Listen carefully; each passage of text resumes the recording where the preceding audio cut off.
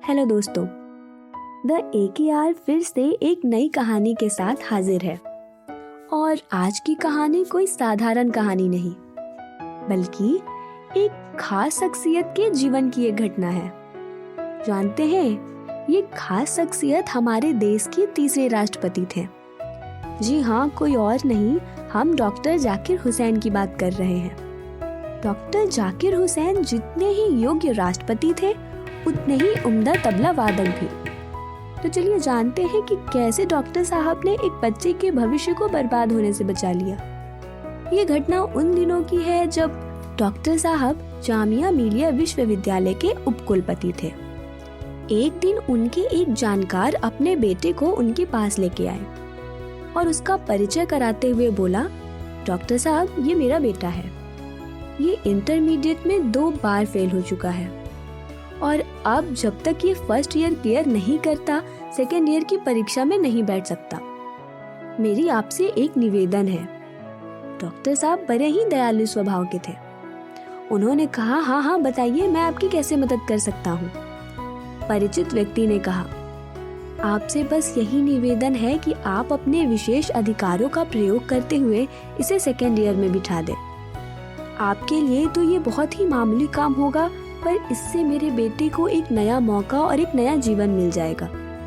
उन सज्जन की बात सुनकर जाकिर साहब थोड़ी देर आश्चर्य से उन दोनों को देखते रहे और फिर बड़े ही सहज भाव से बोले, एक काम करिए, आप जाके BA का फॉर्म ले आइए। परिचित व्यक्ति ने बड़े ही आश्चर्य से पूछा, भला BA का फॉर्म क्यों? डॉक्टर साहब ने कहा, जब गलत काम करना ही है तो क्यों ना थोड़ा गलत और कर लिया जाए। ये सीधे BA में ही बैठ जाएगा। 2 साल तो वैसे ही व्यर्थ हो चुके हैं और वक्त क्यों बर्बाद करना। हो सकता है मेहनत से BA पास कर ले। उनकी बातें सुनकर परिचित बोले, डॉक्टर साहब, ये आप क्या कह रहे हैं? BA कोई हंसी खेल की बात नहीं जो कोई भी पास कर ले। ये तो सेकेंड ईयर निकाल ले, मेरे लिए बस वही काफी होगा।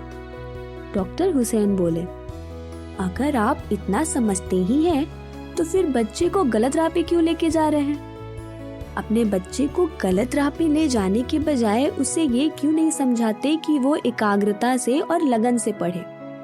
जब आप पिता होकर ही गलत शिक्षा देंगे तो बच्चा सही शिक्षा कैसे ग्रहण करेगा? मैं इस विश्वविद्यालय का उपकुलपति हूँ और इस नाते मेरा फर्ज है कि मैं हर बच्चे को उचित और सही मार्गदर्शन देकर उनसे ईमानदारी के मार्ग पर चलने को कहूँ। पर यदि मैं ही गलत कार्य करने लगूंगा तो ये विश्वविद्यालय कैसे चलेगा? जाकिर साहब की बात सुनकर सज्जन का मुंह सर्व से झुक गया और उन्होंने प्रण किया कि वो आगे से कभी भी अपने बच्चे के लिए शॉर्टकट खोजने की कोशिश नहीं करेंगे, हमेशा उसे मेहनत करने के लिए प्रेरित करेंगे। और इसी तरह डॉक्टर साहब ने एक बच्चे के भविष्य को बचा लिया। महान हस्तियां हमेशा ही हमारे लिए एक अच्छी सीख छोड़ जाती हैं, जैसे डॉक्टर साहब ने छोड़ा। आई होप आपको ये कहानी बहुत अच्छी लगी होगी, और अगर कहानी अच्छी लगी हो तो वीडियो को लाइक और चैनल को सब्सक्राइब करना मत भूलिएगा। Thank you.